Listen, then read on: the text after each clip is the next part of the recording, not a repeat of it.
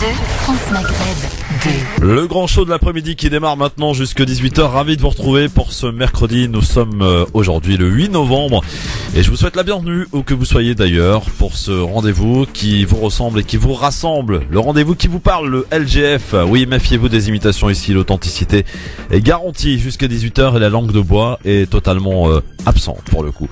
Nadir Kaya, comment ça va? Bonjour à tous et en particulier à toutes nos banlieues françaises et à tous nos quartiers dits populaires. Exactement, on les salue évidemment et voilà, on essaie de tant bien que mal de relayer un petit peu tout ce qui se passe et il s'en passe des choses pour tenter de donner et c'est facile d'ailleurs parce qu'il se passe tellement de choses de la part de citoyens engagés qui luttent aussi à leur manière de relayer, de médiatiser justement quelques événements passés un peu inaperçus. Voilà, si on peut qu'on soit peu aussi bien relayer quelques choses qui se font à travers les différents quartiers populaires, des événements organisés à droite et à gauche. Donc on essaie comme ça de les relayer. Justement, tiens, ça me laisse l'occasion de vous dire si vous avez une information à nous faire partager, un événement très important à relayer à l'antenne, bien il y a un numéro de téléphone que vous pouvez appeler pour laisser votre message, vos coordonnées, nous expliquer un petit peu ce que vous faites, ce que vous entendez préparer. Ça s'appelle le Mobi Répondeur. Vous laissez votre message sur le 06 18 21 56 41, puis on vous rappellera pour essayer un petit peu d'enquêter d'abord et puis après de relayer ensuite l'événement ou une information si vous êtes témoin de quelque chose en particulier. 06 18 21 56 41, n'hésitez pas. Alors mon cher Nadir, aujourd'hui avec toi on va parler de violences policières. Ouais, tout à fait. J'ai repris une petite étude que j'ai trouvée sur Internet qui rappelait un petit peu les violences policières en France. Et donc c'est une radiographie assez particulière et assez accablante pour la police française et notamment ces policiers qui ont un comportement inacceptable et malheureusement souvent combiné avec une certaine justice. Et on rappelle qu'ici il ne s'agit pas de faire le procès de l'ensemble de la police, mais de quelques individus qui justement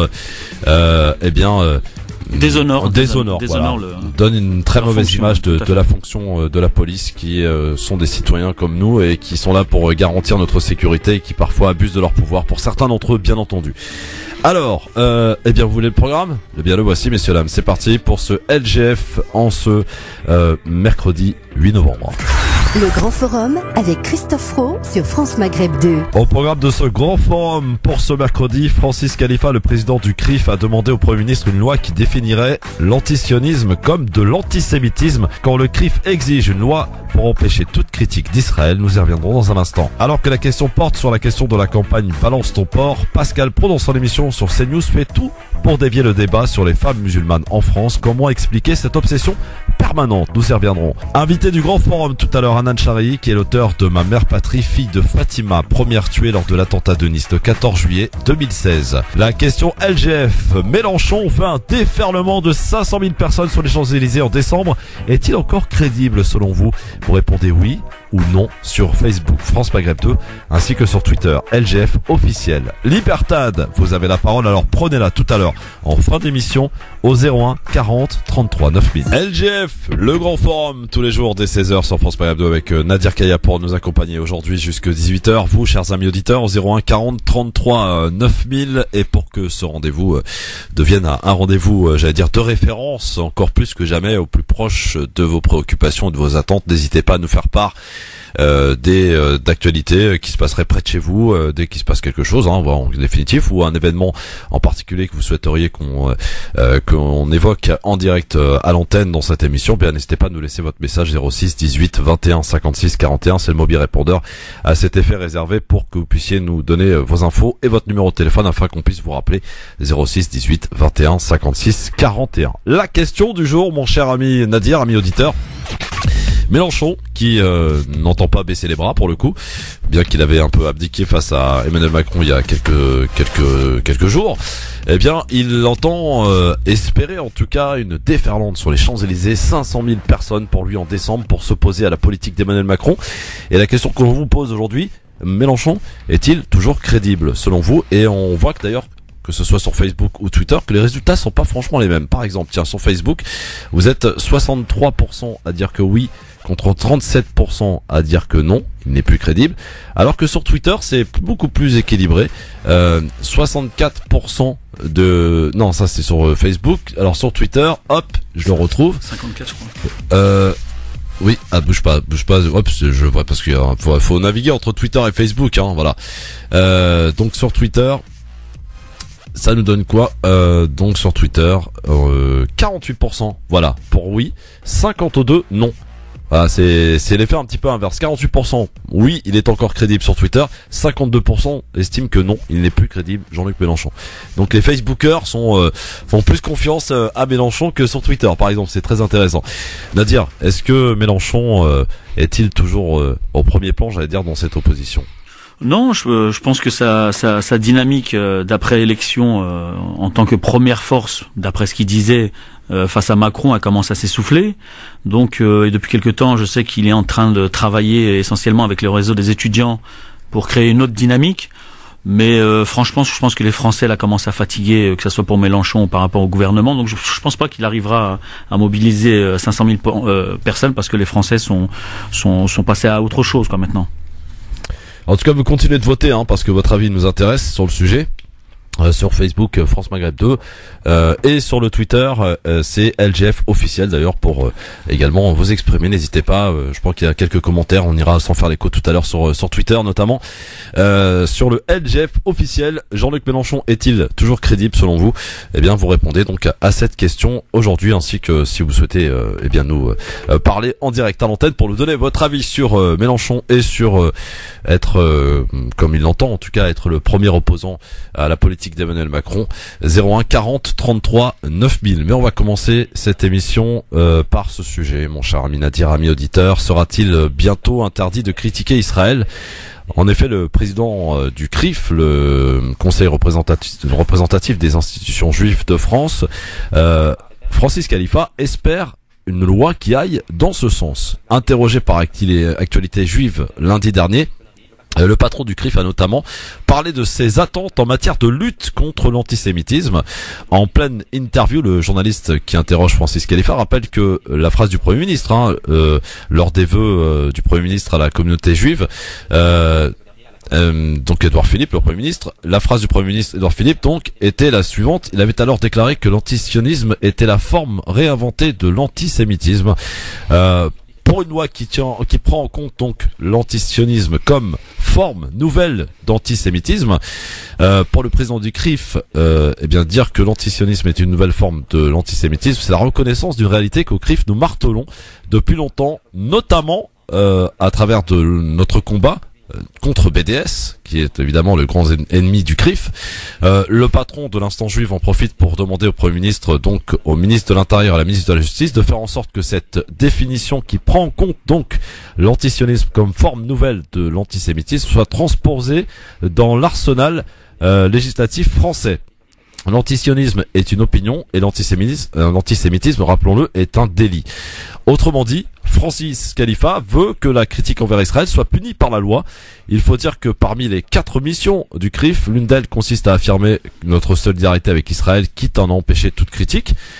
Sur son blog, Dominique Vidal, que vous connaissez certainement, qui est journaliste, essayiste, rappelle que l'antisionisme est une opinion et l'antisémitisme un délit. Et donc criminaliser le premier constituerait une atteinte à la liberté d'expression. Le journaliste soulève d'ailleurs une question. Qu'en serait-il des juifs français qui critiqueraient l'État hébreu? Dominique Vidal s'étonne de cette proposition et propose à Francis Khalifa de rebaptiser son organisation en Conseil représentatif d'Israël. Nadir, ton avis là-dessus, parce que c'est un sujet, un vieux débat que tous les présidents des différents du CRIF, les différents présidents respectifs, ne cessent de marteler et à essayer. Et d'ailleurs, ça a été relayé par quelques politiques, notamment par Emmanuel Macron, par Édouard Philippe ou Valls, un peu plus, il y a un peu plus de temps, que d'être antisionisme est équivalent finalement à être antisémite. Comment dire, c'est vrai qu'on est habitué à ce genre de déclaration où cette instance qui représente. Moi, j'ai une sémantique un peu particulière. Hein. Moi, je parle pas d'Israël, je parle du colonisateur palestinien parce que pour moi, je pense que c'est le vrai, c'est le vrai terme à employer, notamment par rapport à l'histoire et à ce que subit les Palestiniens. Donc, cette instance qui représente le colonisateur n'a rien à dire par rapport à ce qui se passe en France. Pour moi, parce que c'est pas une instance qui est représentative de quoi que ce soit, surtout de la part d'un colonisateur. Donc après, malheureusement, ces gens-là sont tellement bien installés en France et sont capables d'agir sur tous les réseaux qui permettent d'influer dans la politique française. On peut s'attendre à ce que d'ici quelques temps, le gouvernement s'empare de la question et aille dans ce sens-là. Ça serait quand même une première le fait de ne pas pouvoir critiquer. Encore une fois, faisons très attention dans la sémantique et dans l'emploi des mots qui sont très importants dans le domaine. Aujourd'hui, on peut critiquer quand même un pays qui s'appelle, Israël en l'occurrence, colonisateur certes. On peut le critiquer. Si on critique Israël, ça veut dire que demain, si cette loi passe, si on cède à la volonté du CRIF, le fait de critiquer Israël, ça sera puni par la loi. On pourra plus, par exemple ici, dans cette émission à la radio, dénoncer des faits qui sont vraiment pour le coup des faits que commet Israël. On pourra plus dénoncer le fait que le boycott des produits. On pourra plus dénoncer le fait qu'ils enferment de manière arbitraire des journalistes, des avocats en prison, des enfants.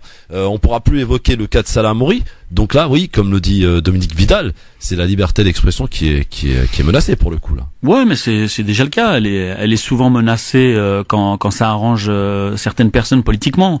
On l'a vu avec Dieudonné dans son fameux conflit avec Manuel Valls. On le voit encore aujourd'hui avec Charlie Hebdo où on parle de liberté d'expression. Voilà, c'est toujours pareil. C'est du deux poids deux mesures en fonction de qui vous êtes et ce que vous représentez en termes de capacité de nuisance. Donc bon, c'est toujours pareil. C'est des instances qui n'ont rien à dire, mais bon, là, on va pas employer le terme laïcité pour dire que ces gens-là n'ont rien à faire ou émettre un avis. C'est bien vu de la part de Dominique Vidal qui propose au président du CRIF de rebaptiser le CRIF en comité de représentatif d'Israël.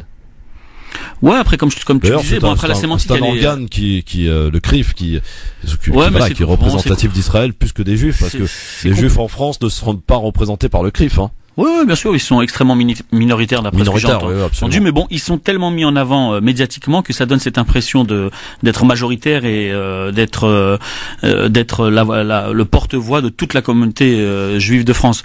Donc c'est toujours comme ça. Après, bon, c'est quand même compliqué parce que dans ce domaine-là, il y a beaucoup d'hypocrisie en France et on n'a pas réellement les éléments pour combattre un peu le CRIF et cette capacité de vouloir imposer certaines choses. Qu'est-ce qu'on fait nous Nous on fait Comment ? Qu'est-ce qu'on fait nous, j'allais dire, pour essayer d'imposer ou pour essayer de nous faire respecter, c'est pour toujours parler d'islamophobie, pour parler de... Après c'est toujours pareil, ça se passe surtout au niveau du droit, donc il faut avoir les compétences pour voir un petit peu comment ça se passe. Donc si déjà eux, vous savez en politique il y a souvent des échos qui sont mis en avant, qui sont déjà étudiés et qui préparent quelque chose qui va se mettre en place. Donc on lance un petit peu des choses comme ça, on sonde un peu l'opinion publique, on teste un peu les politiques, on voit un petit peu ce qui se passe à droite à gauche, les rapports, et puis à partir de là le débat se développe et puis on arrive en fonction des échos à mettre en place ce genre de pratique. Mais c'est vrai que ce serait inacceptable. Ça serait une première aujourd'hui à ne plus pouvoir critiquer ce colonisateur qui... Sauf erreur de ma part, ça serait quand même une première, le fait qu'on puisse pas critiquer un pays.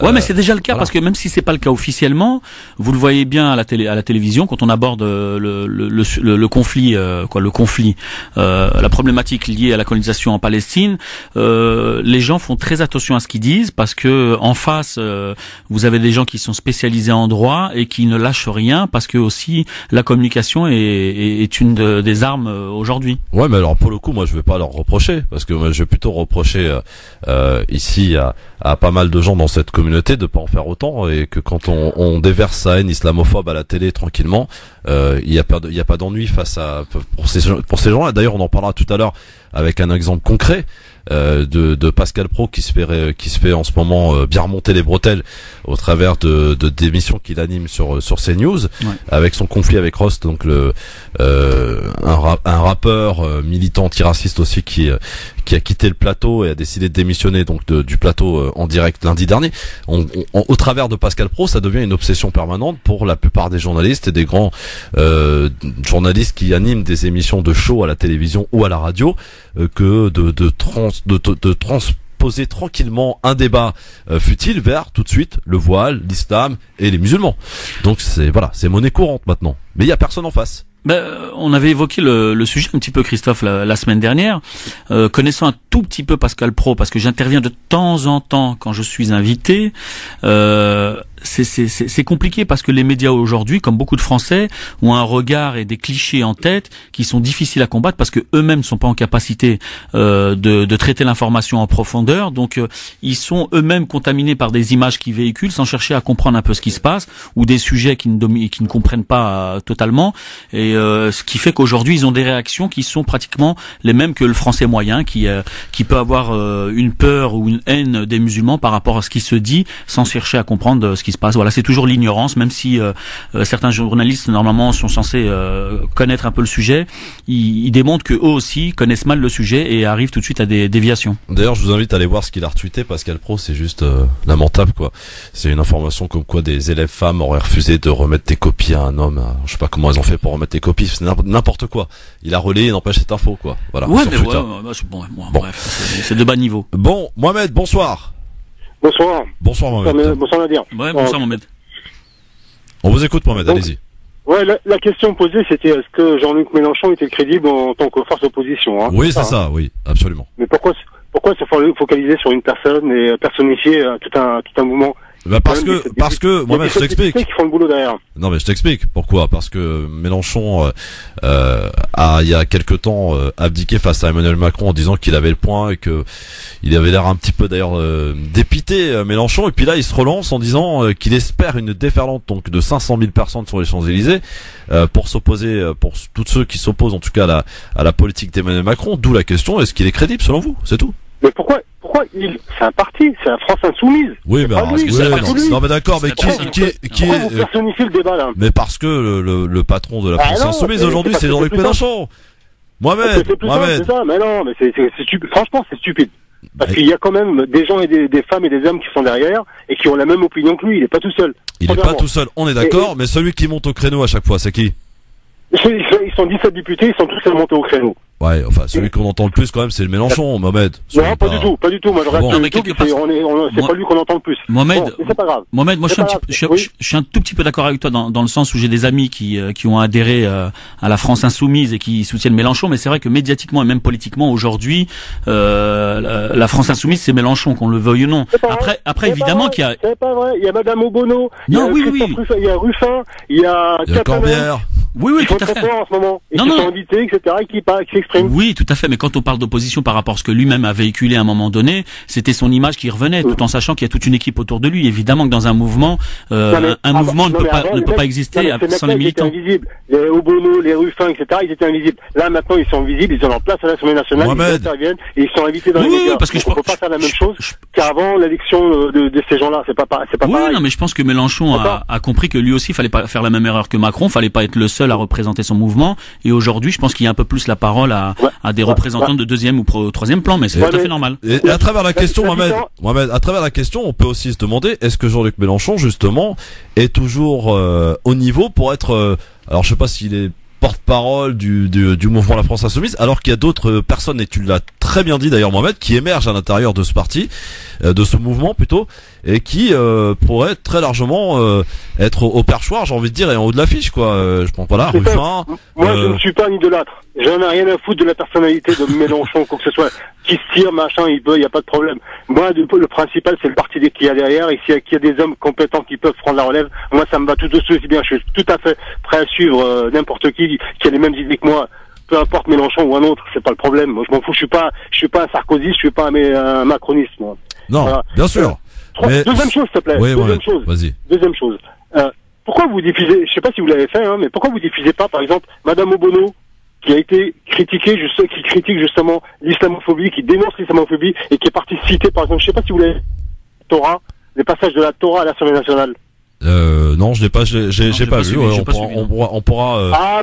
ça serait bien de le faire, monsieur, parce que c'est les seuls, la France insoumise, à s'opposer frontalement comme ça au gouvernement et à cette politique d'islamophobie. Alors en tant que musulman, et puisque vous dénoncez le racisme en général en plus, c'est les seuls vraiment qui alors, défendent. je t'avoue que Bono m'a un peu déçu. Tu sais pourquoi?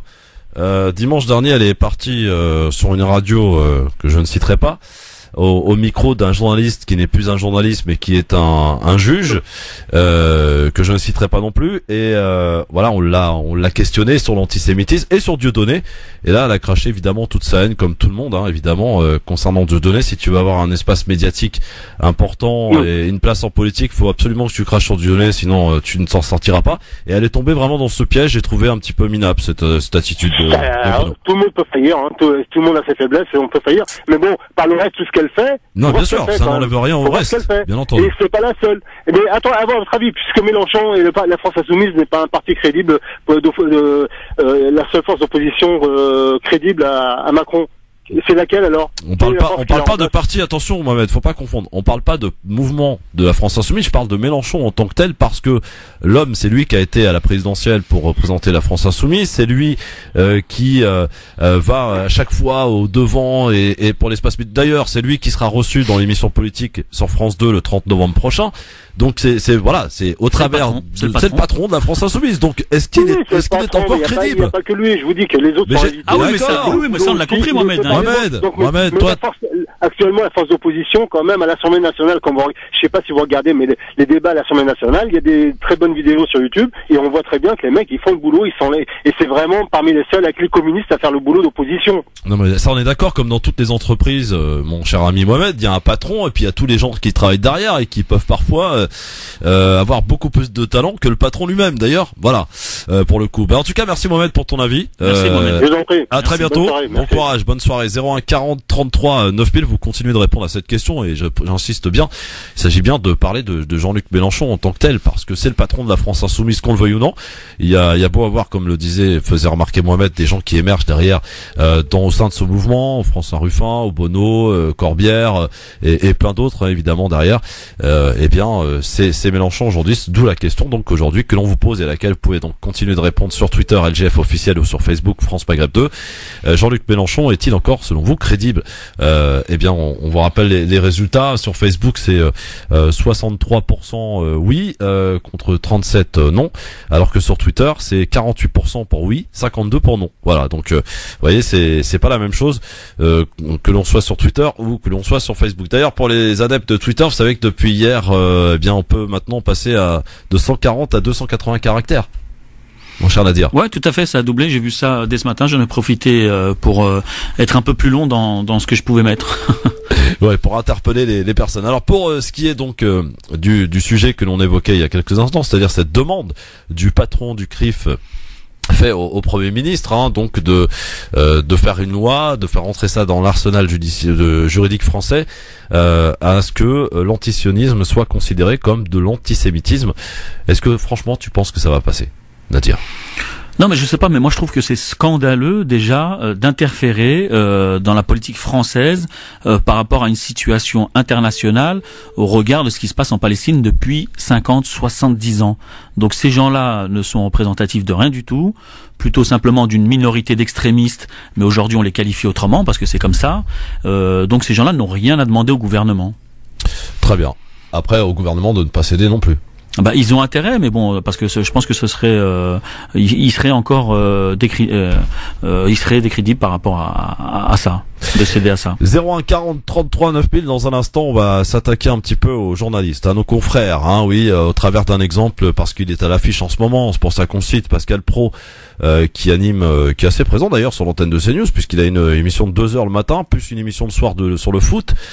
Quelqu'un qui est mis en avant donc par la chaîne CNews, et qui se fait remarquer en donnant la parole à des islamophobes notamment, enfin des gens qui ne vont pas avec le dos de la cuillère pour le coup, et il s'est fait aussi récemment remarquer avec son différend avec Rost, donc suite au geste de Patrice Evra, contre un supporter marseillais à qui il a infligé un beau coup de pied d'ailleurs, pas beau du tout, et donc d'où ce geste et cette réflexion donc plutôt de Rost qui disait oui mais attendez, ceci n'excuse pas cela, mais est-ce qu'on peut aussi parler de tous ces joueurs et tous ces gens qui reçoivent des insultes racistes à longueur de journée, certains finissent par péter les plombs, on peut le comprendre, c'est ce qu'avait dit Rost en tout à fait, ouais. Et Pascal Praud s'était vraiment énervé en disant mais non ça suffit, arrêtons de remettre tout le temps sur la table le racisme, ceci, cela. La victimisation, ouais. La victimisation, etc. Ouais. Et lundi donc Rost est venu en plateau sur l'émission et en début d'émission a tenu à faire part à Pascal Praud en direct devant les téléspectateurs qui le quittaient et qui n'entendaient maintenant plus fermer sa gueule, je cite Rost. Donc Pascal Praud, alors de remettre comme ça sans arrêt des débats d'actualité toujours envers l'islam, les musulmans, les femmes voilées, etc. Ça devient une obsession, pas que chez lui, dans beaucoup de shows, et on peut se poser la question, mais pourquoi et à quoi ça sert tout ça? 01 40 33 9000 pour répondre à cette question dans un instant. Le zapping et l'avis tranché de notre ami Nadir Kaya qui va nous parler de violences policières. Je tiens aussi à vous informer que demain nous recevrons Mounir qui est un référent du comité justice et vérité pour Wissem. Alors Wissem c'est ce jeune homme qui avait été frappé violemment par la police le soir du 31 décembre, c'était il y a 6 ans maintenant. Et ça avait mené évidemment sur beaucoup d'interrogations, d'où la création de ce comité qui entend maintenant essayer d'installer un relais à l'échelle européenne pour lutter contre les violences policières. Il sera avec nous demain pour nous présenter pas mal d'actions qui se passent du côté de Clermont-Ferrand, où vous nous écoutez, je le rappelle, sur le 94 FM à Clermont-Ferrand et toute sa région. Merci d'être avec nous, le Grand Forum revient dans un instant. LGF, le Grand Forum, jusque 18h sur France Maghreb 2 avec cette question du jour aujourd'hui. Jean-Luc Mélenchon espère une déferlante de 500 000 personnes sur les Champs-Élysées en décembre pour s'opposer à la politique d'Emmanuel Macron. D'où cette question, est-ce que Jean-Luc Mélenchon, selon vous, est-il toujours crédible ? Eh bien sur Facebook, vous êtes toujours 63% à penser que oui, il est crédible, contre 37% sur Twitter, 48% de oui, contre 52% de non. Vous allez voter donc sur Facebook France Maghreb 2 pour répondre à cette question, oui ou non, tout simplement, ou sur Twitter aussi, sur le LGF officiel. On compte sur vous et on prendra donc récemment des nouvelles du sondage, bien sûr, le sondage des auditeurs de France Maghreb 2 du LGF sont sondés chaque jour avec une question. Voilà. Alors, dans un instant, on va parler bien entendu de violences policières avec Nadir Kaya dans son avis tranché, mais juste auparavant, c'est notre zapping quotidien, mon cher ami Nadir. Et hier soir sur France 2, Élise Lucet présentait un nouveau numéro de Cache Investigation qui a d'ailleurs plutôt bien marché hier soir en niveau d'audience, plus de 2 800 000 téléspectateurs. Lorsque Élise Lucet est partie à la rencontre plutôt de Éric Trappier, le PDG de Dassault Aviation, pour lui parler d'un problème de TVA. Voici sa réaction. Écoutez, un échange un peu tendu, on peut le dire. Je vous montre une procuration, c'est important quand même, c'est une procuration, c'est un document de chez Dassault et ça permet d'exporter des avions vers l'île de Man pour ne pas payer de TVA. Et ça, c'est ce que vous proposez à vos clients. Faux. Ah mais non, regardez, ça c'est des documents de chez vous. Regardez. Mais non, c'est pas un document, il n'est pas signé, il n'y a rien. Non, mais c'est le document. Montrez-moi un document signé. Alors regardez. Où est-ce que la TVA française a été lésée? Alors regardez, je vous montre ça. Écoutez, ça c'est bien un mail de chez Dassault Aviation. Non mais vous voyez, il y a plein de noirs partout, c'est des montages. Je veux pas voir. Non, c'est pas un montage. Ce sont des montages. Monsieur Venez avec Trappier, des c'est éléments pas un montage. réels. C'est pas un montage. Ça permet à des clients de ne pas payer la TVA en France. C'est autant d'argent qui ne rentre pas dans les caisses de l'État, c'est autant d'écoles, c'est autant d'hôpitaux qui ne sont pas construits, vous comprenez? Je suis d'accord avec vous, c'est faux. Mais non. Nous payons la TVA en France quand il faut la payer et quand on la paye pas. Monsieur Trappier, voilà. Un de vos commerciaux nous dit passez par l'île de Man, on va vous aider. Répétez pas, c'est faux. Voilà, Cache Investigation hier soir, Nadir, t'as regardé? J'ai regardé cette partie-là, ouais. Je suis tombé sur cette partie-là, c'est vraiment effarant. Ouais, en tout cas, Élise Lucet qui continue de faire un travail juste de vrais journalistes, quoi. Ouais, Voilà. je pense qu'il y a beaucoup de journalistes et de médias qui devraient s'inspirer de cette façon de travailler, quoi. C'est pour ça que je pense que ça marche, parce que on voit qu'il y a un vrai travail qui est fait. Il y a une vraie crédibilité autour de ce magazine, hein. Tout à fait. Et puis ça dérange surtout quand c'est des personnes qui sont censées être intouchables. On voit qu'elle arrive à les déranger à travers des questions, et ils sont vraiment dans l'embarras face à cette pertinence. Vous pourrez nous dire d'ailleurs ce que vous en avez pensé si vous avez regardé cette fameuse émission Cache Investigation présentée par Élise Lucet. Quand Éric Coquerel, que vous connaissez peut-être, élu de Seine-Saint-Denis, dénonce les alliances de Manuel Valls avec l'extrême droite israélienne. Si, je vous jure que c'est vrai.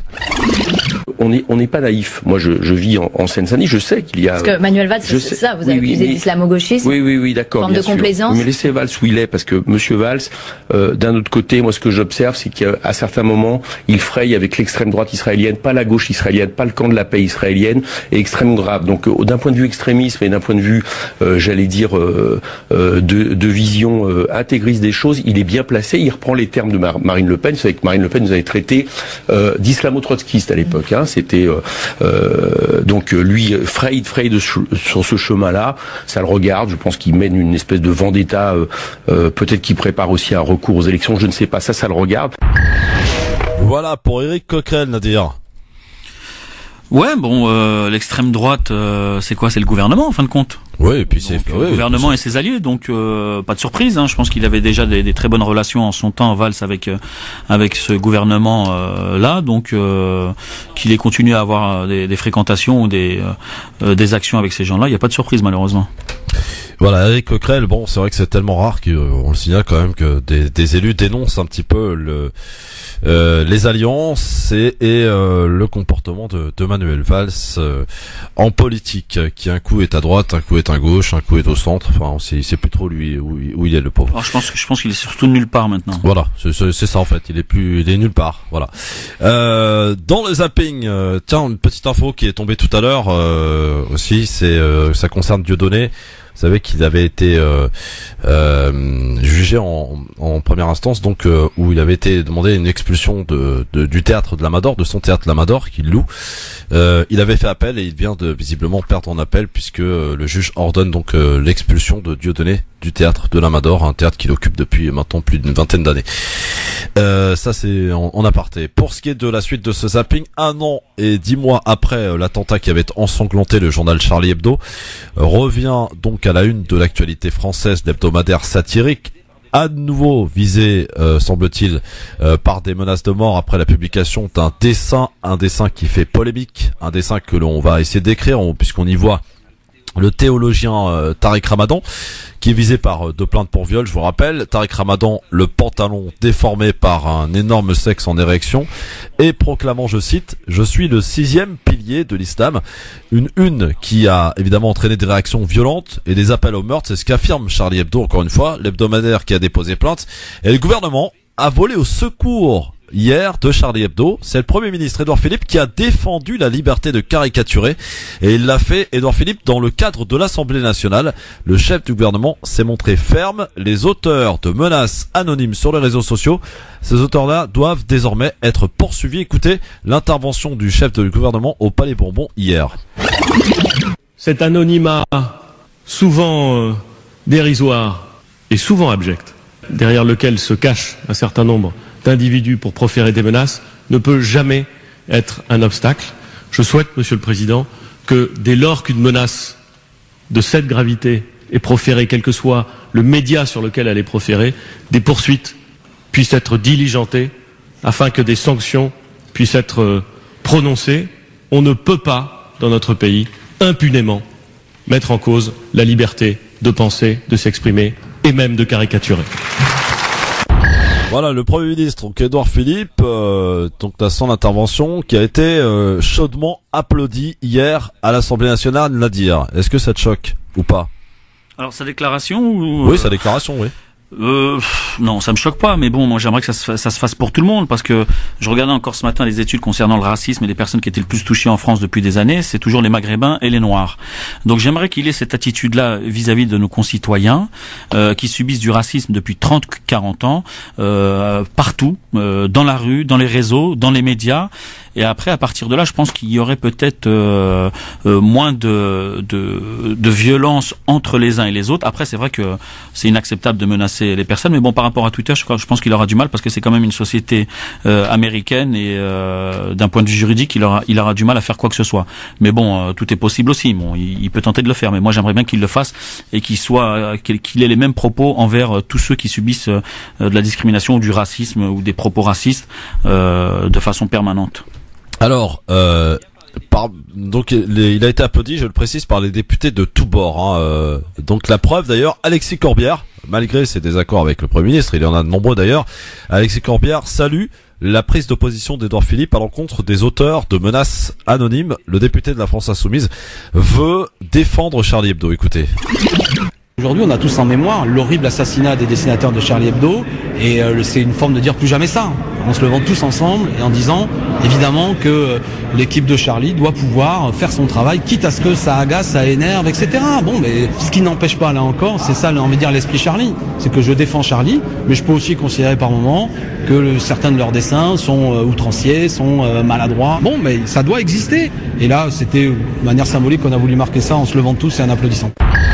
Voilà pour la position d'Alexis Corbière, mon cher ami Nadir. Tu voulais rajouter quelque chose ? Oui, mais ça m'est passé. Non, mais par rapport à Charlie Hebdo, voilà. Je voulais revenir sur le fait éventuellement, parce qu'il faut être clair, quand ils parlent des menaces, pour eux, dans leur tête, ce sont que des musulmans qui profèrent ce genre de menaces. Moi, je voudrais dire qu'aujourd'hui, les identitaires font un travail de sape extraordinaire au niveau des réseaux, donc ils ramènent de la confusion. Donc il faut faire très attention à ce qu'on dit et à ce qui se dit.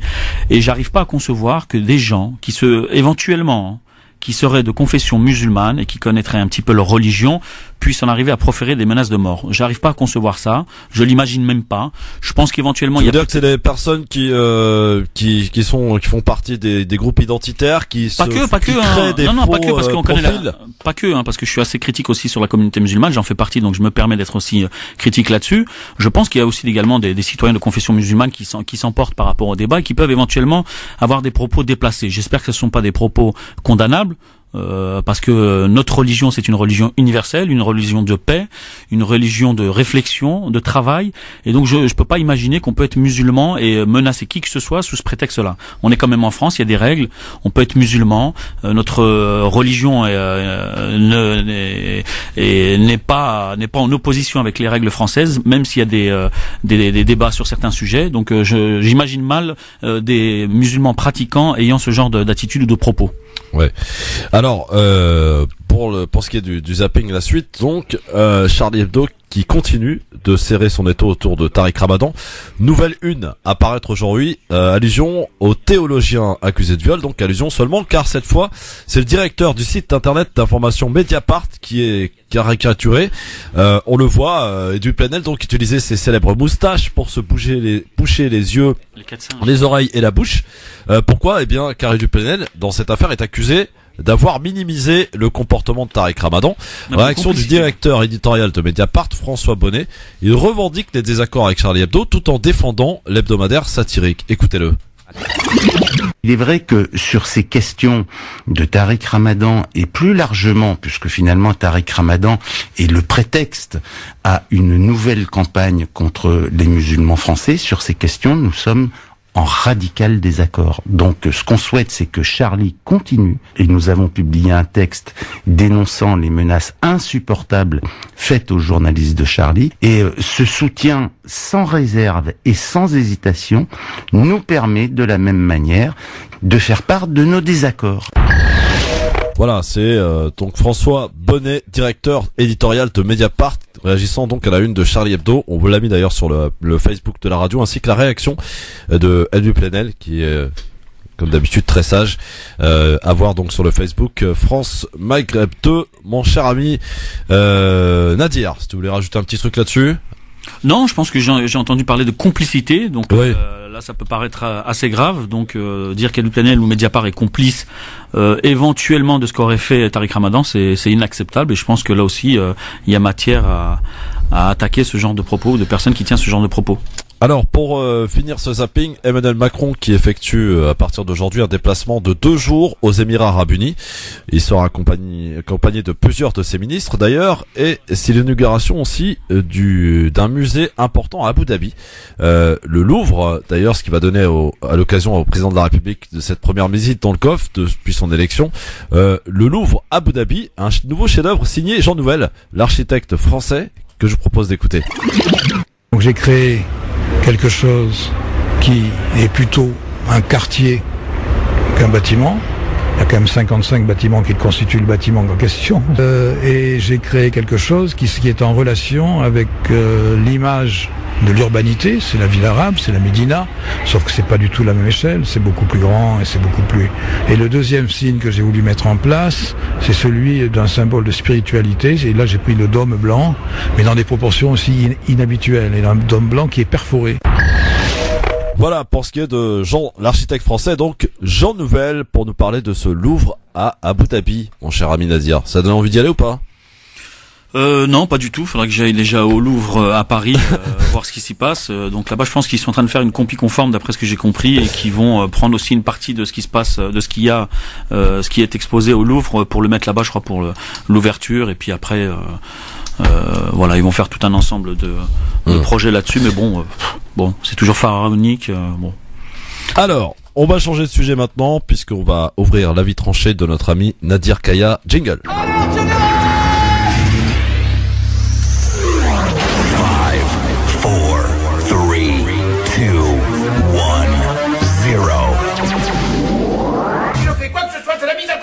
Alors piétinez-moi, allez-y. On va parler avec Nadir Kaya aujourd'hui d'un sujet qui revient régulièrement dans cette émission, de violence policière, Nadir.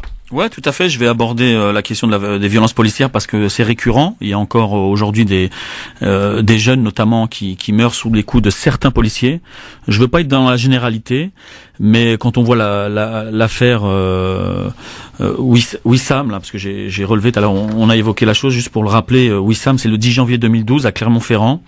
Wissam El Yamni, 30 ans, battu par la police. Il tombe dans le coma et succomba de ses blessures 10 jours plus tard. Voilà. Donc voilà, c'est une réalité qui est encore trop présente et malheureusement pas réellement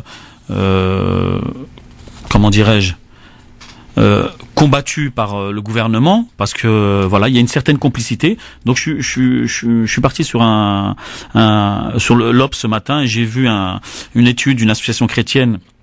C'est une ONG, c'est une association chrétienne pour l'abolition de la torture, qui a fait une petite étude de 18 mois sur 19 situations qui sont des situations notamment de violences policières enregistrées, et sur 2005, c'était une petite période. Voilà, il y a eu 89 cas, et sur les 89 cas, on a dénombré 26 décès, 29 blessures irréversibles, 22 blessures graves.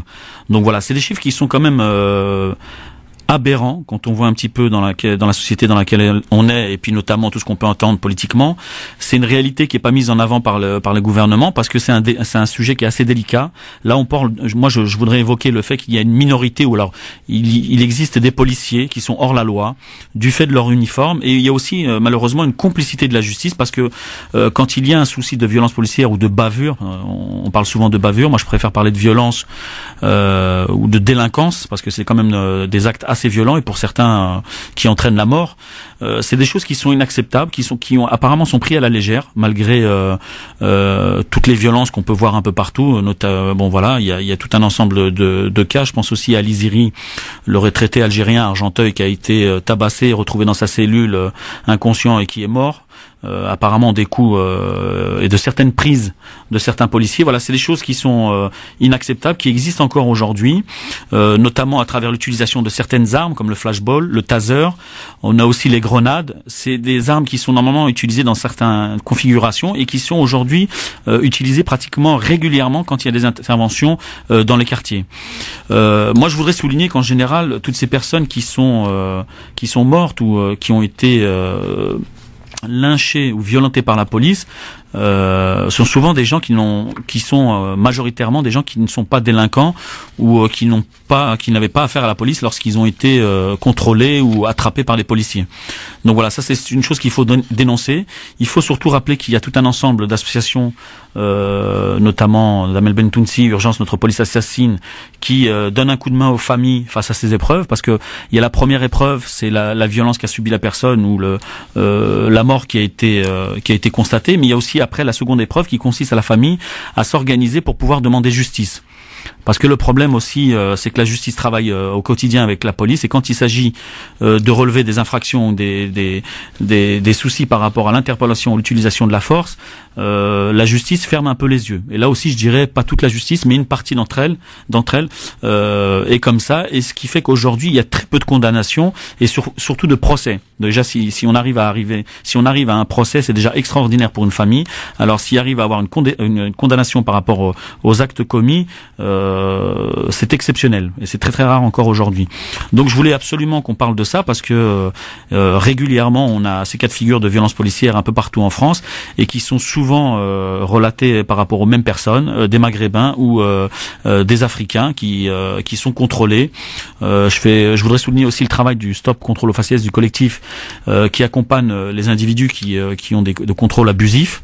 Et là aussi, il y a un vrai travail parce que c'est passé sous silence et même au niveau des médias, il n'y a pas de vrai travail là-dessus pour expliquer un peu la situation et essayer de trouver des solutions ensemble avec les citoyens pour éviter ce genre de violences qui sont inacceptables aujourd'hui. Merci Nadir, voilà pour cet avis tranché et pour parler de violences policières. Je rappelle d'ailleurs que demain on parlera de l'affaire Wissam qui nous remonte à 6 ans maintenant du côté de Clermont-Ferrand, puisqu'on recevra Mounir qui est le référent du collectif Justice et Vérité pour Wissam du côté de Clermont-Ferrand. Demain à 17h30 ils organisent plusieurs événements et ils seront avec nous donc demain Mounir par téléphone en tout cas pour nous expliquer un petit peu le but de ce collectif qui a bien travaillé et qui entend essayer de mener un travail à l'échelle européenne histoire de créer un réseau de violences policières. Donc on aura Mounir demain. Ils organisent d'ailleurs,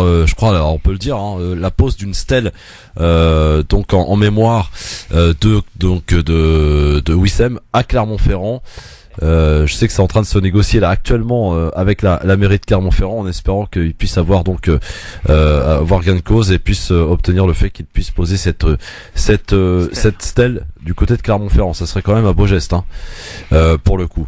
Donc rendez-vous demain sur France Maghreb 2 dans cette émission bien sûr. Alors, je vous rappelle ici mesdames, messieurs, que vous avez la possibilité de nous alerter concernant une affaire qui vous tient à cœur ou qui se passe près de chez vous et qui n'est pas évidemment médiatisée. Peut-être profiter un petit peu de cet espace médiatique qu'est le Grand Forum pour relayer une certaine information. N'hésitez pas à nous adresser vos messages sur le mobile répondeur. Je vous redonne le numéro de téléphone, notez-le bien. Et faites-le passer à vos voisins aussi, à vos amis.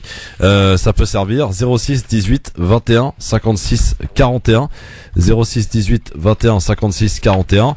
On vous rappellera évidemment, donc n'oubliez pas de laisser votre numéro de téléphone pour nous faire part d'une information qui se passe près de chez vous et qui serait intéressant de relayer, médiatiser en tout cas. Après que l'on ait évidemment vérifié l'exactitude des informations que vous nous avez apportées. C'est un devoir évidemment normal. La question du jour, je vous la rappelle messieurs dames, Mélenchon qui espère créer une déferlante de 500 000, enfin obtenir pouvoir attirer une déferlante de 500 000 personnes du côté des Champs-Élysées en décembre pour s'opposer à la politique d'Emmanuel Macron.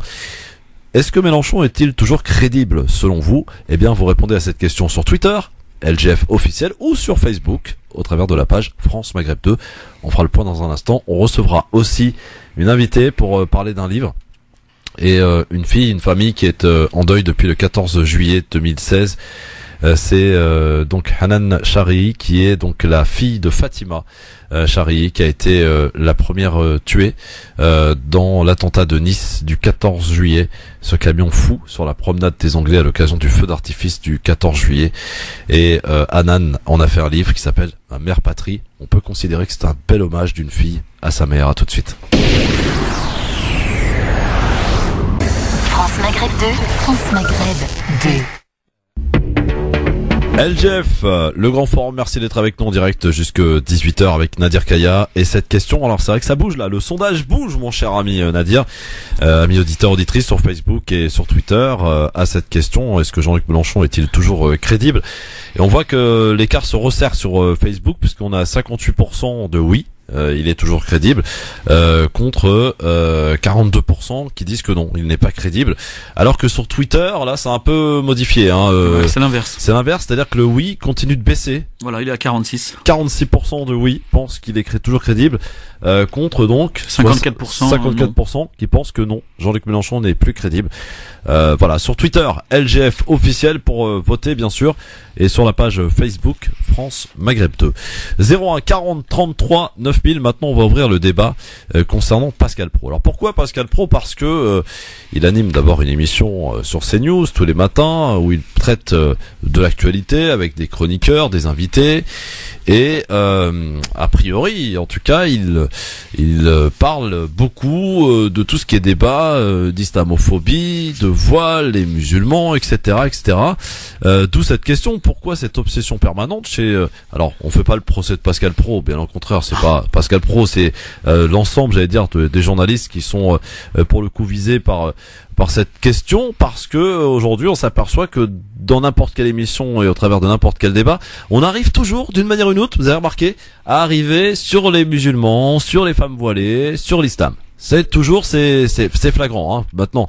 Alors, juste un petit extrait comme ça, pour vous montrer un petit peu de quoi il s'agit concernant Pascal Praud et son émission. Écoutez. Ça n'a rien à voir. Vous voyez, vous parlez de viol, de cas extrêmement graves. Et après, vous parlez de jet set. Je suis désolé, c'est plutôt la jet set qui s'exprime encore sur Twitter.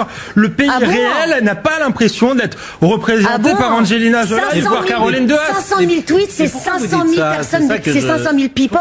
C'est la jet set. C'est ça, parce que il se trouve par exemple que je viens d'un milieu populaire, de certains quartiers. Je peux vous dire que les femmes qui subissent certaines pressions sociales dans certains quartiers, elles vont pas s'exprimer sur Twitter, sinon elles se font égorger en bas de leur cité.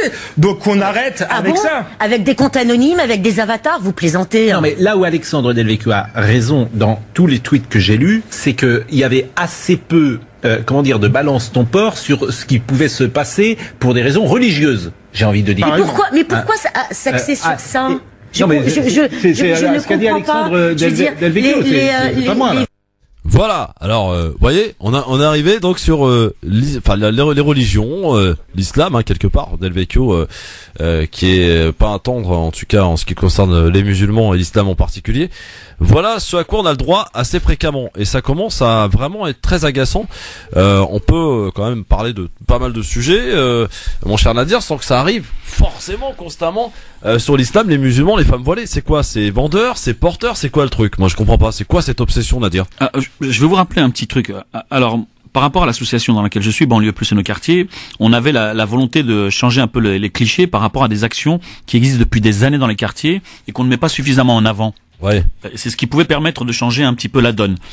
Alors, moi, depuis malheureusement les attentats, je suis parti comme ça voir des médias et j'ai touché un peu des journalistes comme ça en frappant des portes sans être invité et en leur expliquant qu'il était nécessaire aujourd'hui d'avoir une représentativité médiatique à l'image de la France d'aujourd'hui. Donc en clair, de mettre un peu plus d'arabes et de noirs à la télé pour changer le regard sur nous et en même temps pour apporter quelque chose de nouveau par rapport aux Français. Donc moi dans cette dynamique-là, j'ai rencontré Pascal Praud, je l'ai interpellé et il m'a dit écoute, moi j'ai envie d'ouvrir mon plateau à toute la France et à tout ce qui peut représenter la France. Et donc je lui ai dit bon, moi j'ai pas de compétences particulières dans les médias, mais c'est vrai que si je peux aider à changer l'image, notamment en mettant un petit peu en avant tout ce qui se passe dans les quartiers qu'on refuse de voir, pourquoi pas. Donc j'ai testé la chose avec Pascal Praud et on avait évoqué la chose la dernière fois. C'est vrai que je me suis un petit peu embrouillé la dernière fois quand on a évoqué l'affaire Tariq Ramadan, parce que à la fin de l'émission, il en est venu à me poser la question sur le fait que est-ce qu'une femme musulmane voilée à Gennevilliers pourrait se sentir bien dans le 7e arrondissement de Paris. Donc je comprenais pas la question, même si j'avais compris un petit peu ce qu'il y avait derrière ça. Je pense pas que il a voulu me piéger, mais je pense que lui-même Et comme beaucoup de Français, il a beaucoup de préjugés et donc il n'a pas le temps de faire un vrai travail, notamment de se déplacer, de discuter avec des musulmans. Et je l'avais interpellé en lui disant si vous voulez poser la question, commencez par inviter des femmes voilées ou non voilées qui sont musulmanes, qui pratiquent, et elles vont vous donner leur ressenti sur ce qu'elles vivent au quotidien. Et vous allez vous apercevoir que la plupart d'entre elles, ce sont des femmes tout à fait ordinaires, au-delà du fait qu'elles soient musulmanes pratiquantes. Donc ce que je veux dire par là, c'est que les médias sont en décalage avec la réalité, notamment ce qui se passe dans leur quartier. Ils invitent régulièrement des éditorialistes qui, eux, rebondissent sur ça et véhiculent toujours cette image négative, même s'il y a des choses qui sont vraies, mais le fait de le véhiculer de façon constante et permanente, ça impacte même les journalistes qui sont censés faire un travail d'investigation ou au moins d'avoir un minimum d'éléments pour pouvoir aborder certains sujets. Votre avis nous intéresse bien sûr, puisque vous êtes peut-être adepte de ce genre d'émissions, des débats, des émissions de débat qui fleurissent, c'est vrai, à la télévision de plus en plus maintenant, sur d'ailleurs la plupart des chaînes. Comment expliquer qu'on en vient assez facilement et assez rapidement, assez fréquemment à l'islam, aux musulmans et aux femmes voilées, c'est au travers de différents sujets. C'est l'obsession en tout cas permanente donc chez certains journalistes. Alors est-ce que c'est vendeur? Est-ce que par exemple pour la presse écrite, le fait de faire une grosse une sur l'affaire Tariq Ramadan en ce moment, est-ce que t'as de la chance de vendre, t'as des chances de vendre plus de numéros? On sait que la presse écrite a un sérieux problème en tout cas en matière de vente, donc essaye de se relancer au travers de sujets, de booster leurs audiences. Idem pour la télé, peut-être que les émissions comme Pascal Pro qui peinent au niveau audience essaient de de booster au travers des sujets qui peuvent interpeller, de créer la polémique afin qu'on parle de lui. Voilà, c'est toutes ces questions que nous posons en tout cas ici, et peut-être avez-vous la réponse. 01 40 33 9000. On en reparle si vous voulez bien dans un instant, puisque maintenant je vous propose, messieurs dames, d'accueillir Hanan Chari qui est avec nous. Bonsoir Hanan. Bonsoir et bienvenue sur France Maghreb 2. Hanan, on vous avait reçu l'année dernière, je crois. Vous êtes l'auteur depuis janvier 2017 donc de ce livre qui s'appelle Ma mère patrie. C'est un livre qui est un livre témoignage et plutôt un hommage d'une fille à sa mère. Est-ce un bon résumé de ce livre? Tout à fait, c'est ça. Hanan, j'ai envie de vous poser la question toute simple. Évidemment, je suppose que ça ne va pas être facile, mais est-ce que vous avez réussi, ainsi que votre famille, à faire votre deuil? Non. C'est un long travail, en fait. Et je pense pas qu'on Est-ce que vous pourriez bouger parce qu'on vous entend assez mal, Hanan? Vous avez... elle entendez bien? On va essayer de s'en sortir comme ça, Hanan. Oui, vous nous disiez donc c'est difficile toujours aujourd'hui. Oui, c'est un long travail en fait. C'est un travail assez compliqué. Et je sais pas si on arrivera en fait à le faire complètement. On essaie de faire avec. Alors dans ce livre, je sais pas si Nadir l'a lu, si quelques auditeurs l'ont lu, je l'espère en tout cas. C'est un livre effectivement d'un témoignage. Vous donnez et vous rendez hommage à votre mère qui vous a inculqué, cette mère musulmane, les valeurs, les belles valeurs de l'islam justement, qu'elle a su vous transmettre, cette générosité de cette femme exceptionnelle qui était votre maman. Oui, c'est ça. Cette mère que vous avez perdue donc le soir du 14 juillet 2016, suite à l'attentat sur la promenade des Anglais. Votre mère venait, comme beaucoup de Français en fait, sortir avec la famille, les amis, pour passer une petite soirée à l'occasion d'un feu d'artifice qui est un rendez-vous important du côté de Nice. C'est le repère de l'histoire en fait. La promenade des Anglais, c'est le repère de l'histoire. Donc c'est vrai qu'à ce moment-là, il y a beaucoup de personnes qui sont. C'est un spectacle annuel. Et malheureusement, voilà, il a tourné au drame. Est-ce que vous pouvez vraiment bouger parce qu'Hanan, c'est difficile la liaison là. Désolée, en fait, j'ai pas de réseau chez moi. Ah. Désolée. Oui, vous m'entendez là? Oui. Alors donc vous nous disiez. Je ne vais pas bouger. Donc, je vous disais que c'est un rendez-vous annuel pour l'émission. Donc, malheureusement, il a tourné le drame. Ah, c'est compliqué là, Hanan. On vous entend pas du tout. C'est dommage. Est-ce que vous avez la possibilité, je sais pas, de bouger, de changer d'endroit là, pour le coup? J'ai changé d'endroit, mais c'est le problème. Il n'y a pas énormément de réseau. Oui. Là, vous m'entendez? On le voit, Hanan. Donc, effectivement, dans ce livre aussi, vous parlez de cette haine aussi que vous avez à laquelle vous avez dû faire face lorsque vous êtes venu déposer ce fameux bouquet de fleurs sur la promenade des Anglais. et vous êtes tombé sur des gens qui vous ont fait comprendre que vous étiez pas les bienvenus.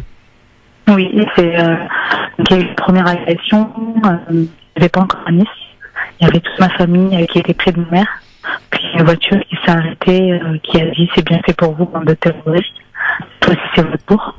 Puis ensuite, lorsqu'on a essayé de faire le deuil avec mes soeurs, on est retourné sur les lieux où elle est décédée vraiment 2 jours plus tard.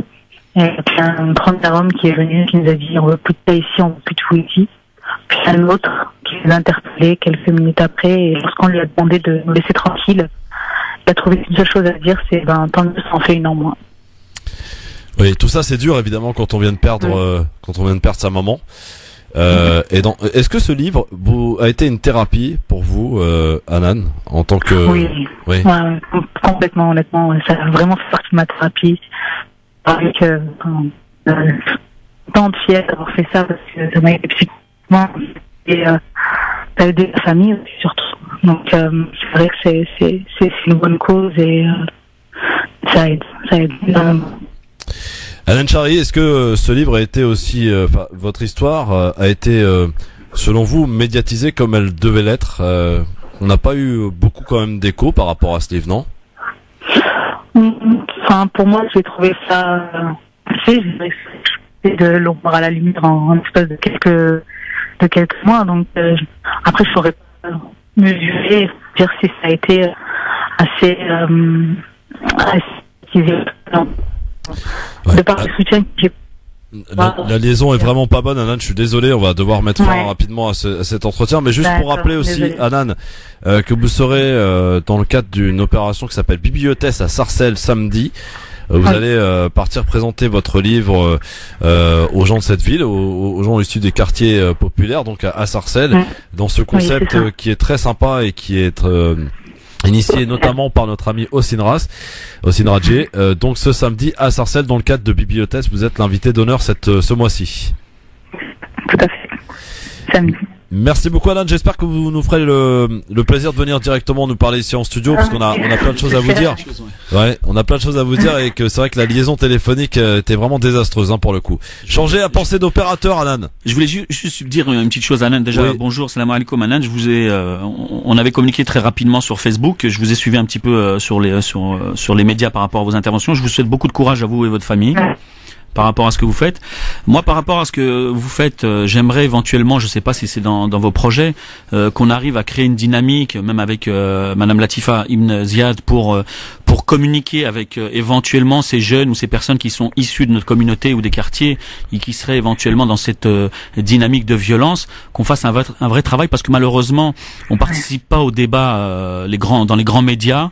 On parle souvent de ces problématiques liées au terrorisme, à la radicalisation ou la déradicalisation, mais toujours pareil sans nous, sans les gens de la communauté, alors que nous-mêmes, acteurs du terrain, responsables associatifs ou connaissant réellement certains types de profils, parce que tous les profils ne viennent pas des quartiers populaires, il y a la filière belge, etc.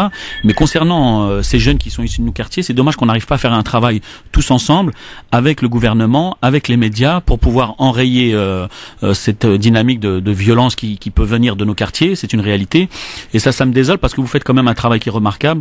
Malheureusement, vous avez été touché dans votre chair par rapport à cette situation, cette violence, et moi ce que je regrette, c'est que le gouvernement, par rapport à vous et votre famille, n'aura pas la même réaction avec une personne qui n'est pas musulmane, tout simplement. Et on a pu le voir à travers les personnes qui ont pu vous traiter après être revenus sur le lieu de la tragédie. Donc j'espère qu'on avancera tous ensemble, et puis je vous souhaite bon courage à vous et votre famille. Merci. Merci, Hanan. Merci beaucoup, à très bientôt. Hanan Charry qui était avec nous, enfin le peu qu'on en a eu, parce que la liaison téléphonique était vraiment pas bonne, pour le coup. C'est dommage, et je rappelle donc qu'elle sera l'invitée d'honneur donc de Bibliotès ce samedi à 18h30 à Sarcelles. Le concept Bibliotès, mon ami Nadir, ça se passe dans un PMU, dans le sous-sol d'un PMU, et ils invitent comme ça des auteurs de livres. Super initiative, encore une super initiative qui existe en banlieue, malheureusement qui n'est pas suffisamment relayée. Il y a énormément de choses hyper intéressantes qui se passe en banlieue et malheureusement pas souvent mis en avant, en exergue. Et voilà, bravo à Houssine et à Terkan pour leur activité. Voilà, l'art aussi, la culture, la littérature existe également en banlieue.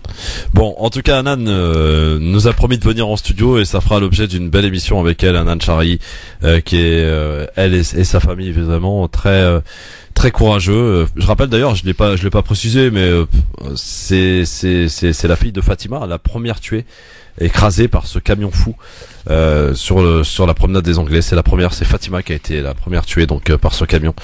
Voilà. Donc il y a eu, je rappelle d'ailleurs ce soir-là, parmi les 86 victimes, si ma mémoire est bonne, pratiquement un tiers étaient des musulmans. Hein, donc voilà. 01 40 33 9000 pour prendre la parole évidemment. Bien n'hésitez pas à le faire. Allô, bonsoir, Safia, je crois. Oui, bonsoir. Bonsoir Safia, vous nous appelez d'où? J'appelle de Paris. D'accord, on vous écoute Safia, qu'est-ce qui se passe? Bonsoir à tous ceux qui m'écoutent et ça fait longtemps que je me pose une question, je ne sais pas si elle a déjà été posée, mais ça m'interpelle beaucoup en tant que citoyenne, peut-être aussi au niveau des organisations, vous, les médias et le gouvernement. Pour quelle raison vous reconnaissez un État islamique? Il faut tout simplement dire État terroriste, et comme ça ne fera pas l'amalgame auprès de personnes qui vont tout de suite, malheureusement, persécuter les musulmans. Donc voilà. Daesh, vous parlez de Daesh là? Oui, voilà. Ouais. Enfin, pourquoi dans les écrits, dans les médias, dans les radios, et on entend État islamiste? Ce n'est pas un État islamiste qui l'a procuré. De toute façon, vous transmettez l'info, et donc du coup, les innocents ou les inconscients vont croire que c'est lié à l'islam, alors qu'il faudrait le nommer. Autrement, non mais alors là, madame, pour le coup, vous avez parfaitement raison.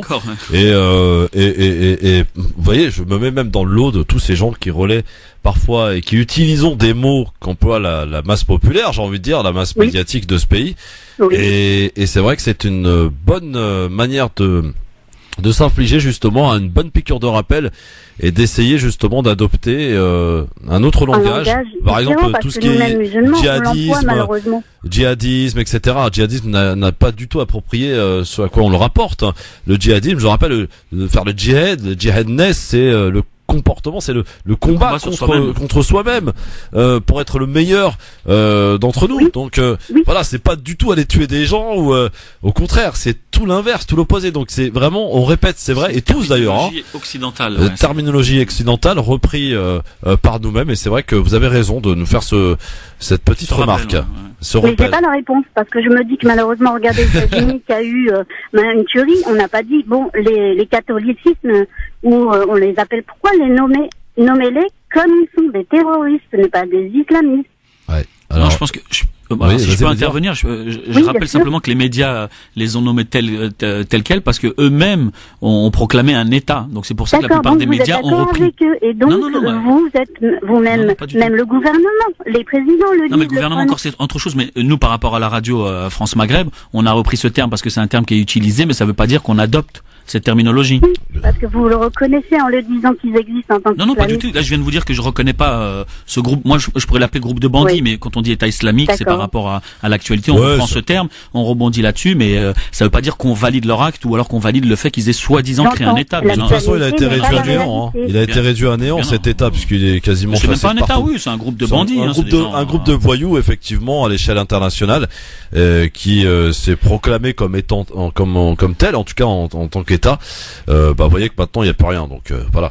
Mais en tout cas, bonne remarque, Safia, merci beaucoup de l'avoir transmise. Merci à vous, bonne continuation et courage à toutes les victimes. Et continuez de rester vigilante et vaillante. Merci beaucoup en tout cas, Safia. Au revoir, merci à vous. À bientôt, au revoir. 01 40 33 9000, votre avis nous intéresse, bien sûr. On parlait tout à l'heure de l'affaire de Pascal Praud, mais au-delà de tous ces débats qui fleurissent à longueur de journée sur les différentes chaînes d'information ou les chaînes d'ailleurs dites normales, où on peut voir différents débats et qui arrive fréquemment. C'est pas rare en tout cas de voir l'islam, les musulmans, les femmes voilées et tout ce qui est terrorisme apparaître dans le débat doucement, gentiment, en glissant de manière subtile, donc pour arriver à ce sujet constamment. Comment expliquez-vous cette obsession permanente? Allô, bonsoir. Oui, bonsoir. Bonsoir, chère madame, quel est votre prénom? Alors, Ouda, je vous appelle de Marseille. C'était juste pour intervenir. Donc, je souhaitais en fait juste faire part d'un article intéressant de Karim Ghelati sur le Muslim Post. Muslim Post, qui fait un peu référence un peu à tout ça, cette stigmatisation, cette généralité sur l'islam. Je conseille à tous les auditeurs et les personnes qui nous écoutent de lire l'article. C'est super intéressant. J'ai très bien aimé le résumé de Karim Guelati. Eh bien, merci de l'avoir dit, Ouda. C'est voilà, sympa. Merci. Et je vous avais appelé il y a quelques temps dans cette déferlante qui existe depuis un petit moment anti-islam. Il faut qu'on soit solidaire aussi. Voilà. C'est vrai, vous avez raison, moi, je vis Ouda. tous les jours, et je travaille dans un organisme de la sécurité sociale pour pas citer lequel, et c'est une horreur. Maintenant, je fais la top, je parle plus, j'interviens plus. Ça me rend malade profondément, mais voilà, soyons solidaires. Ouais, solidarité, effectivement, vous avez raison, parce que parfois, je le vois dans beaucoup de projets qui est mené par des gens de la communauté, ils sont détruits pas forcément par des gens, mais par les siens, et ça c'est dommage et c'est regrettable. Non, c'est regrettable. Et moi, si je peux me permettre, je rebondis là-dessus, il faut surtout rappeler aux citoyens de confession musulmane qu'on est français malgré tout ce qu'on nous fait croire ou subir depuis des années, parce qu'il faut vraiment qu'on prenne notre place dans cette société, parce que on le sait tous, dans notre communauté, il y a des gens qui ne se sentent pas français pour des raisons multiples, mais aujourd'hui, il faut comprendre qu'il faut, au-delà d'aller sur le terrain religieux, parce que je pense que c'est un terrain sur lequel il faut pas aller, parce que c'est un piège. La religion, c'est personnel, mais il faut absolument rebondir sur l'aspect citoyenneté. Et c'est là qu'on fera mal, parce que la France, c'est quand même un pays de droit, même si les gens qui nous gouvernent ne sont pas à l'image de la fameuse déclaration des droits de l'homme, ou de la République, ou des valeurs qui sont censées incarner. Je pense que c'est à nous, en tant que simples citoyens, d'être citoyens au quotidien et de leur faire face en permanence. Voilà, c'est à nous, mais bon, c'est quand même c'est un débat, vous savez, qui est relevé tous les jours. Tous les jours, je suis de Marseille. On n'a pas le choix. On n'a pas le choix. Bon, c'est dur. Moi, je vous dis franchement, en tant que maman, en tant que musulmane, en tant que française, en tant que d'origine algérienne, c'est un combat tous les jours. Ça me rend malade. Honnêtement, ça me rend malade. Je suis dans bon courage en tout cas. Je dis voilà, j'ai fait 2 organismes de la Sécu et c'est pour ça que je réitère, soyons solidaires.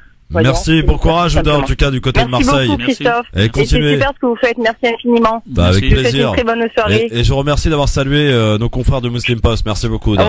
Avec plaisir. Bonne soirée. Au revoir. Au revoir, Ouda. Allez, un petit coup de cœur, mon ami Nadir, ou pas? C'était pas prévu au programme, mais vas-y, t'en as un?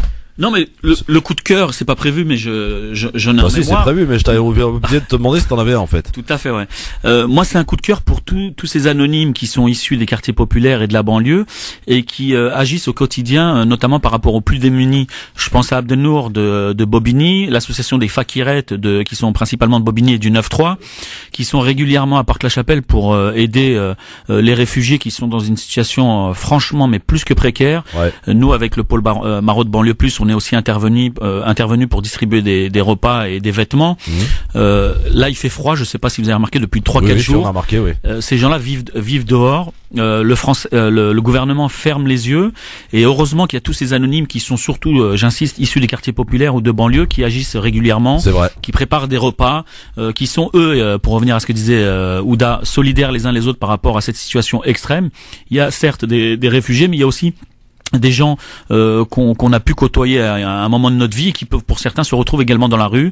Donc j'invite toutes les personnes qui nous écoutent à donner quand ils peuvent à toutes ces associations qui participent à cette solidarité nationale et qui eux aussi malheureusement sont pas suffisamment mis en avant par les médias. Ça passe super vite. Vous êtes bien à l'écoute de France Pagato, le grand forum avec Nadir Kaya, Abdel pour nous rejoindre par téléphone 01 40 33 9000. Dans un instant, Libertad, messieurs dames. Abdel, bonsoir. Bonsoir Christophe, c'est une question que je vais vous poser. Pose-nous une question, Abdel.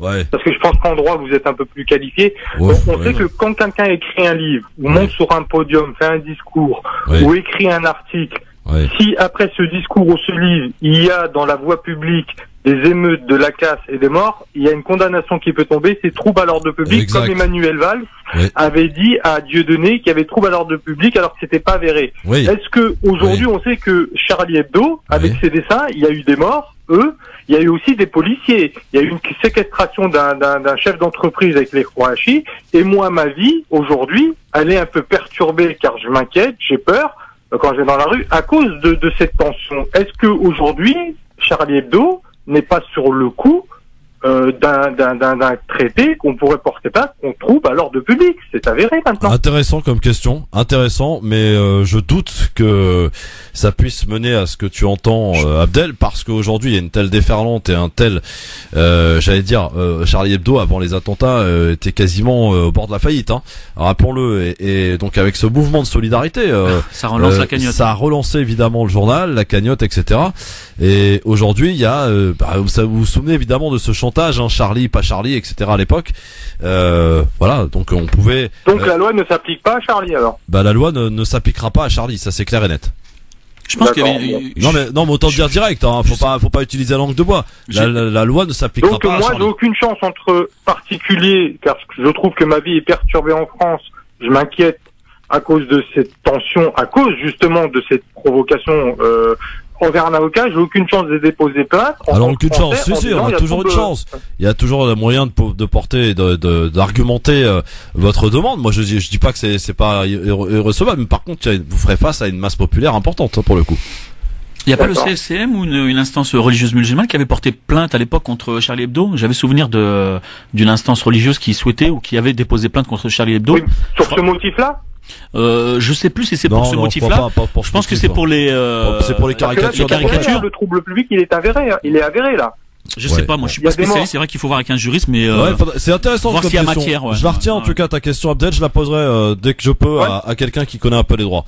Merci beaucoup. La police est morte à cause d'eux. Bah oui. Merci Abdel. Ouais, au revoir. Ciao. Dans un instant, messieurs, dames, oui, c'est la liberté sur France Maghreb 2 plus que jamais, puisque Libertad arrive. La possibilité pour vous de nous appeler pour nous faire part de ce que vous voulez, nous dire ce que vous voulez, nous passer un petit bonjour à quelqu'un, faire une remarque par rapport à l'émission, aux sujets qui ont été abordés, nous faire part d'un événement qui se passe près de chez vous, une petite déclaration à votre petite chérie, eh bien n'hésitez pas. Bref, c'est vous qui avez le choix de nous appeler.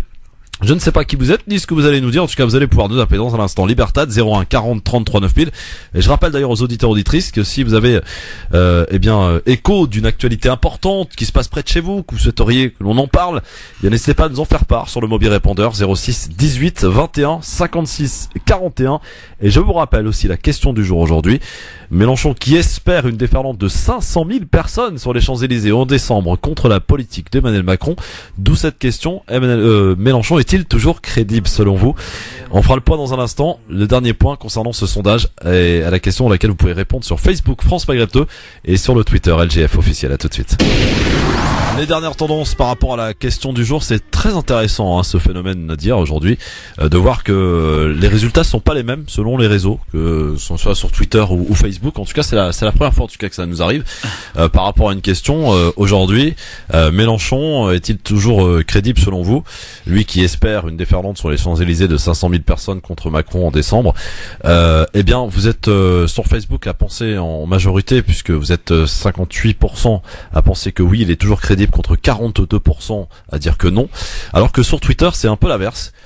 C'est 46% à dire que attendez que je me trompe pas. 46, oui, 46% pour oui, 54% à dire que non, il n'est plus crédible Mélenchon. Donc c'est très intéressant cette histoire de voir que sur Twitter et Facebook on n'a pas les mêmes résultats, mais en tout cas ce sont des scores qui se sont resserrés en fin de journée là, en fin d'émission pour le coup. Vous pouvez en tout cas toujours continuer de donner votre avis sur France Maghreb 2, le Facebook France Maghreb 2 et sur le Twitter LGF officiel. C'est parti pour Libertad. Je ne sais pas qui vous êtes ni ce que vous allez nous dire. En tout cas, vous pouvez nous appeler maintenant de n'importe quel endroit où vous vous trouvez actuellement. 01 40 33 9000 France Maghreb 2. Bonsoir. Oui, bonsoir Christophe, c'est Madani de Paris. Bonsoir Madani. Je t'appelais juste pour réagir un peu sur l'actualité à la fois en France avec ce qui se passe en fait avec Tariq Ramadan. C'est vrai que c'est un peu décevant, mais bon, nous, heureusement, pour nous les musulmans, on n'a pas d'autorité religieuse sacrée comme chez les catholiques.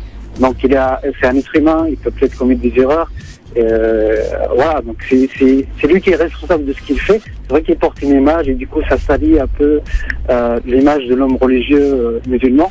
Et du coup c'est un peu aussi une tendance avec ce qui se passe aux États-Unis. Et du coup on a des révélations. Alors je ne sais pas s'il est coupable. On attendra que la justice se prononce dessus. Mais ce qui est certain, c'est que les personnes qui le dénoncent, bon, c'est pas je sais pas, j'aime pas trop leur profil. On les présente comme des espèces de salafistes féminins, enfin féminines. Ancienne salafiste, ancienne, laïque, ouais, parce qu'elle a complètement retourné sa ancienne veste. salafiste, voilà. C'est des profils un peu bizarres, on va dire. Et du coup, Ouais, mais je ça sais pas ça quelle est pose question, c'est ça que vous voulez dire, genre de Madani. personne. Ça pose question, c'est ce que vous voulez dire. Merci d'avoir dit en tout cas, Madani, d'avoir pris la parole. Voilà. À bientôt. Bonne soirée. Bonne soirée à toi. 01 40 33 9000 pour donner votre avis, évidemment, pour nous dire ce que vous voulez. 01 40 33 9000 pour participer, comme chaque soir, en fin d'émission à Libertad. France Maghreb 2, bonsoir. 01 40 33 9000, c'est le numéro de téléphone, évidemment. Vous pouvez composer. Vous vous trouvez peut-être dans votre voiture, dans les bouchons. Eh bien, vous pouvez nous appeler. Allô, bonsoir. Bonsoir. Bonsoir. Votre prénom et votre ville d'appel, s'il vous plaît. Saïd de Paris. Salut Saïd de Paris. Qu'est-ce qui se passe, Saïd? Alors, moi j'appelle plus sur la Catalogne. Oui. Ah, alors parle-nous de la Catalogne. Ah oui, là, là quand je vois comment ils essayent de vraiment arrêter tout ça, tout le processus de leur indépendance.